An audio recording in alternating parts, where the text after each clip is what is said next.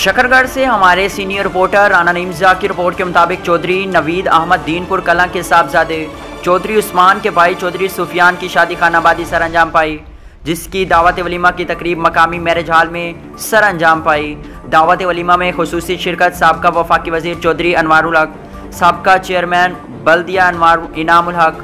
Chaudhary Zakaullah Zaki Dinpur, Chaudhary Umair hospital वाले और उनके साथ चौधरी हाफिज अजहर, चौधरी कैसर दीनपुर, चौधरी राना दीनपुर, चौधरी फाजिल वसीम एडवोकेट, चौधरी इफ्तिखार, चौधरी जुल्फ़कार, चौधरी तनवीर, चौधरी कदीर, चौधरी सलीम अख्तर, चौधरी नईम, चौधरी हसन तारिक, ASI और सियासी समाजी शख्सियात, दोस्तों अजीज़ व अक़ारिब ने शिरकत की। दावत वलीमा में देसी खानों के मेहमानों की तवादो की गई। आखिर में चौधरी नवीद अहमद, चौधरी उस्मान और दूल्हा चौधरी सुफियान ने